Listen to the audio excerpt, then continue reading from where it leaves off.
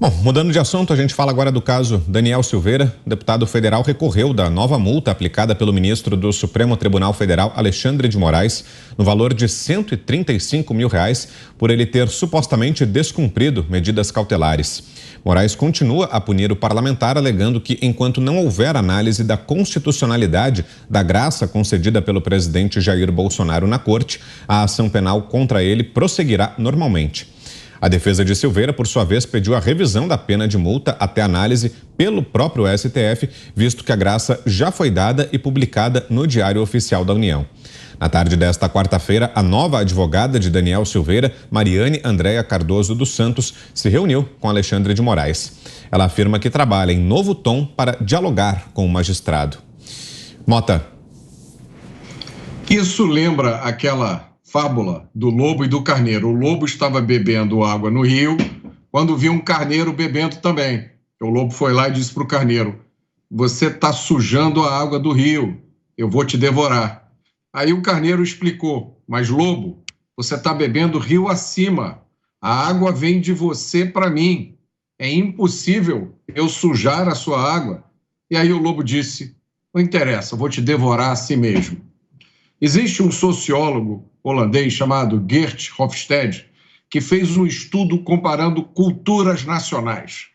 E ele encontrou importantes diferenças numa coisa que ele chamou de distância de poder. Distância de poder é a distância que existe entre a pessoa que manda menos e a que manda mais em uma sociedade. Nas culturas anglo-saxônicas, por exemplo, Estados Unidos, Reino Unido, essa diferença é pequena. Nas culturas nórdicas, né, como na Suécia, na Dinamarca, a distância é menor ainda. Em países latino-americanos, como o Brasil, essa distância é enorme. Quem manda, manda muito. E aquele que manda pouco não tem quase poder nenhum. É isso que a gente está verificando nesse caso.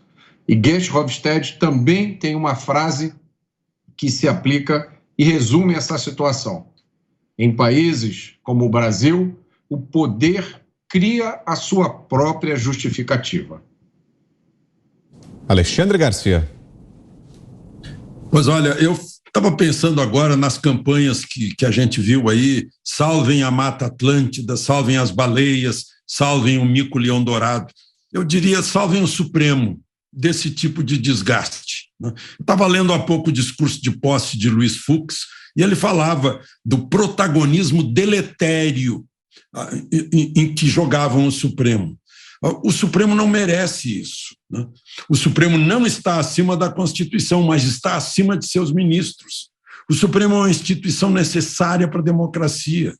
Não é justo que seja tão desgastado com absurdos como esse, né? Saiu um indulto, foi publicado no Diário Oficial dia 21 de abril, pronto, está em vigor. Derruba tudo sobre Daniel Silveira. Se alguém quiser recorrer, que recorra para ver se volta. Mas ele não pode continuar agindo como se nada tivesse acontecido, né? Ele finge desconhecer a base jurídica das coisas. Está lá escrito na Constituição que o presidente compete privativamente ao presidente decretar o indulto. Ele decretou, pronto. Isso é um ato jurídico perfeito, acabado, né? Pode comportar mais adiante, mas não tem que submeter à análise, não sei o que, não tem que submeter a nada, né? Essa teimosia adolescente que está prejudicando, pueril, né? Parece que é uma coisa assim, as emoções são grandes demais e passam por cima da razão. E aí quem sofre é a instituição, Suprema Corte desse país, que não merece esse tipo de acontecimentos, né, que estão realmente desgastando muito o Supremo e, por via de consequência, tudo que vem abaixo do Supremo, né, os órgãos de justiça, até a primeira instância e até as faculdades de direito. Os alunos devem estar perplexos vendo coisas assim, né? Leem num livro, o professor fala, mas a prática do Supremo é outra. Isso é uma coisa que está na hora de a gente salvar o Supremo.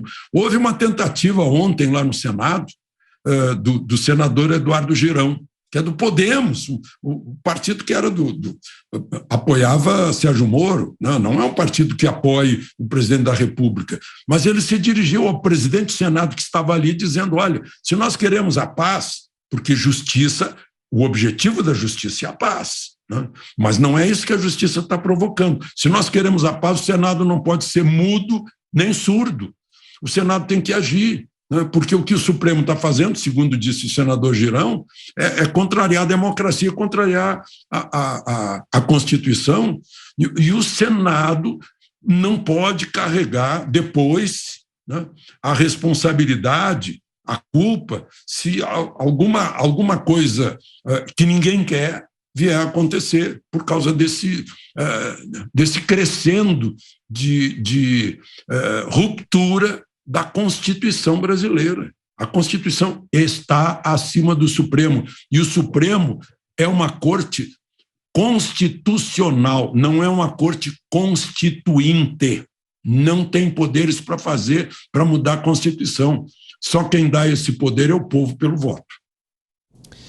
Você, José Maria Trindade, que nos diz desse encontro que tivemos hoje em Brasília, da defesa do deputado Daniel Silveira com o ministro Alexandre de Moraes. Em 2 minutos, Eu achei muito inteligente por parte da defesa do deputado em trocar exatamente o interlocutor na tentativa de trazer o assunto para a área racional. Isso parece até uma obra do Vitor Hugo, lá Os Miseráveis, uma perseguição tão implacável. Isso leva o deputado Daniel Silveira a ser uma vítima e largada pelo Congresso Nacional. Nesse episódio todo, o que mais me impressiona e me deixa realmente assustado é com a covardia e o silêncio estrondoso do Congresso Nacional. É o presidente do Senado, Rodrigo Pacheco, pagando um preço político altíssimo nas suas bases eleitorais, nessa posição de blindar o Supremo Tribunal Federal. E do outro lado, a Câmara dos Deputados também, que se acovarda e não coloca em votação um projeto para definir ali o que é e o que não é e alargar esse processo de perdão para outros que poderiam ou que poderão ser presos exatamente por incomodar alguns ministros do Supremo Tribunal Federal. É evidente que o decreto do presidente da República é autossuficiente.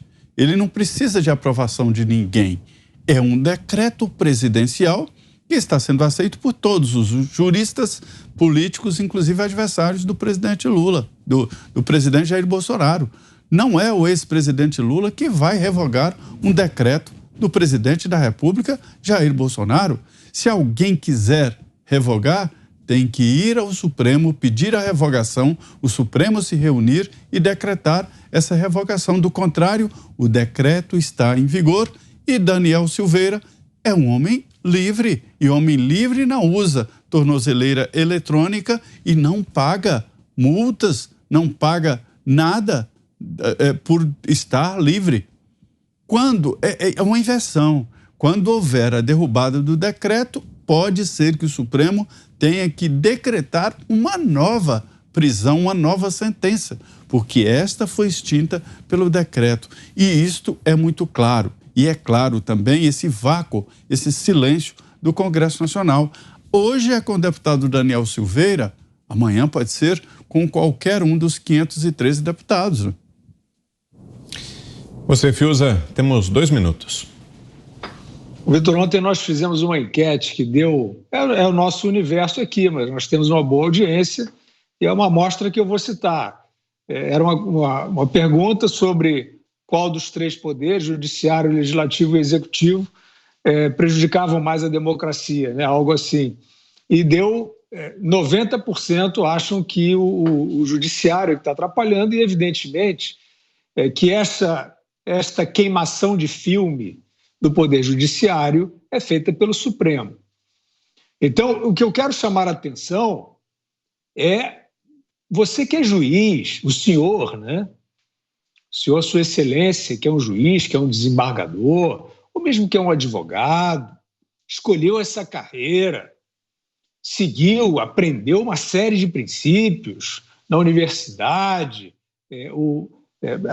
pelas referências que colheu ao longo da vida.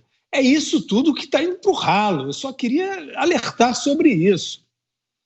Porque o que me incomoda mais é essa complacência geral. Vai ficar a corregedoria dos pingos nos is dizendo, olha, não está certo, não está legal, está aí meio fora do script. Não é possível. Nós vemos aí um desembargador, um senador, eu estou falando do Poder Judiciário. Né?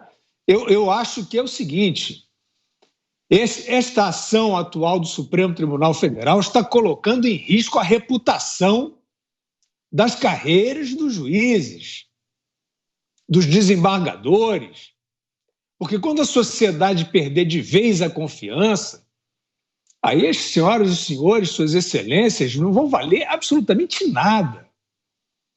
Num quadro de desmoralização, acabou, não adianta a toga, não adianta a caneta. Né? Vejam o que é uma sociedade contrariada nesse nível. E por que é nesse nível? Sou eu que estou fazendo uma construção? Porque tem um ministro do Supremo Tribunal Federal, diante de uma graça concedida, ele diz que só vale quando ele apreciar, ele, a corte a que ele pertence. Enquanto isso, a ação penal corre normalmente. Que normalmente? Que novo normal é esse? É um normal que caminha para o vale-tudo, senhoras e senhores, na cara dos senhores, com todo respeito. Então, é claro que ou a sociedade reage a isso, repudia essa ação nebulosa, no mínimo nebulosa. Vamos citar novamente o doutor Ives Gandra, um dos que não se omite, ele respeitosamente, se dizendo inclusive um admirador do senhor Alexandre de Moraes, ele contesta as decisões, ele diz que chegou a dizer que o ministro colocou a Lei de Segurança Nacional acima da Constituição. Então, os senhores vejam a complacência. O que governa é o quê? São as manchetes da imprensa transformista, que virou uma outra coisa que a gente nem consegue definir. É isso? Assina embaixo. Né? Vai um ministro, bota uma capa de justiceiro contra o bolsonarismo, terraplanismo, sei lá, o inimigo perfeito, e as manchetes vão lá e dizem, parabéns, muito bem, ele é o nosso justiceiro. É isso, senhoras e senhores, que não estão caindo nessa cantilena, que nós vamos viver daqui para frente. Então é o seguinte, o que nós vimos o senador Lazier Martins fazer em relação ao presidente do Senado, Rodrigo Pacheco, eu nem vou mais falar do presidente Rodrigo Pacheco. Ele tomou um partido, ele assumiu que ele só vai falar em defesa do Supremo contra o governo, ele está fazendo política, péssima política. Eu quero falar humildemente a todos os senadores. Vai ficar um ou outro dizendo, não, mas espera aí, queremos discutir. Isso é uma vergonha para suas excelências também. Todo senador que tem um pouco de respeito pelo seu mandato tem que se colocar em exigência para conversar. Está feita a proposição, queremos convidar o ministro do Supremo para conversar sobre essas decisões, né? Essas decisões tão exóticas. Né? Todo senador tem que fazer isso. Os ministros do Supremo, que estão achando que isso não é correto, têm que fazer isso dentro do Supremo. O senhor André Mendonça e o senhor Cássio Nunes, que teoricamente aí não estão agindo, dançando conforme a música necessariamente, eles precisam fazer isso no ambiente, no plenário. Isso precisa ser discutido. Ou então estarão fazendo vista grossa, ou então estarão concordando, estarão assinando embaixo de decisões que, volto a dizer, você dizer que uma graça concedida só vale se você quiser que valha, e que enquanto isso seguem normalmente as diligências que você quiser colocar, você está empurrando a institucionalidade rumo ao vale tudo.